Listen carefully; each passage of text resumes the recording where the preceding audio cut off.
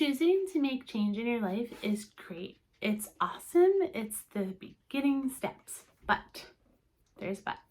If you do not apply yourself, it's not going to happen.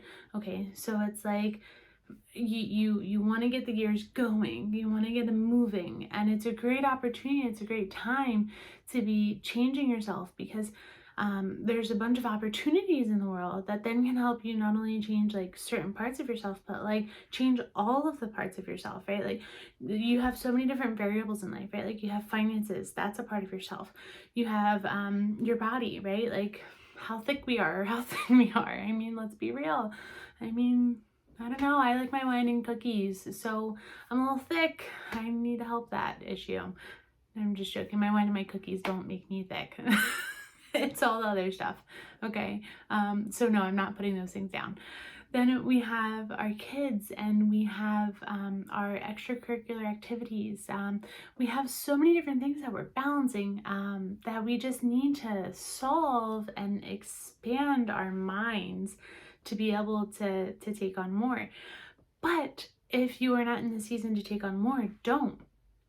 The idea is that you grow, right? Like you want to expand your mind so that you can take on more, right? Like if right now you're working a 9-to-5 job and you struggle just showing up on time for work there, I mean, it's not time to probably take on a business. If you can't even show up on time for your 9-to-5, your business isn't gonna probably do so well. I mean, there are flukes, things happen, things work, but typically you're gonna have to apply yourself. So what you want to do is think of your brain as like a bar, okay? 100%. Now, where is all of our time going, and why can we not think outside of the box half the time? Why are we so distracted? Why are our brains so foggy? Like, what is bounding us up? You know, like what is in there that's just going like this back and forth that's causing us issues?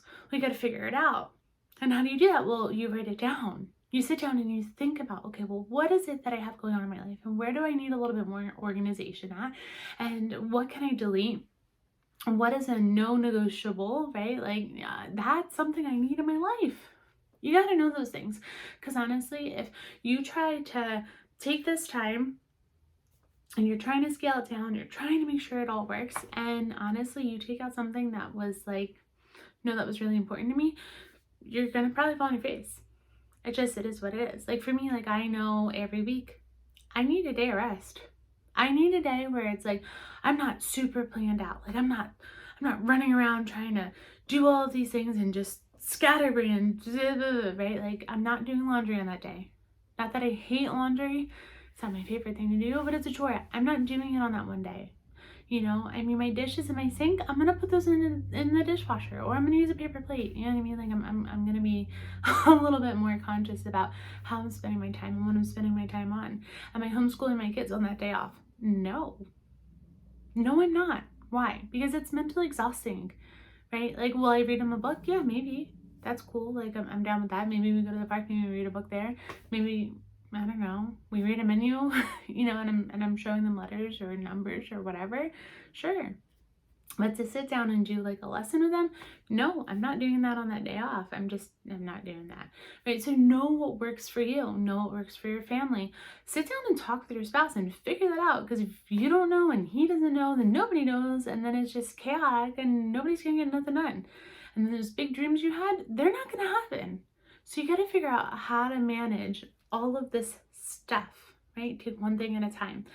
I have a 5-year-old, a 4-year-old, a 3-year-old, and a 2-year-old. So tantrums was something, I want to say maybe like last week, that was taking up a good amount of time, right? Like we were just fussing about everything. Okay, well, why is that happening? How can we eliminate that? How can we get it to go away? And then it goes like this, right? Like it doesn't completely go away. There's still little. They still are learning how to handle their emotions. It's typical, it's developmentally appropriate for a child to lash out and like, oh, I don't know, kind of state, because they're a child. That's normal. It's not going to completely go away. It shouldn't be taking up so much time. Maybe a little bit, right? So figure out what is taking up your time and limit it. Not only just limit it, but get rid of it.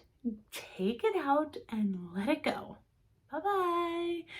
And watch the change happen. See you next time.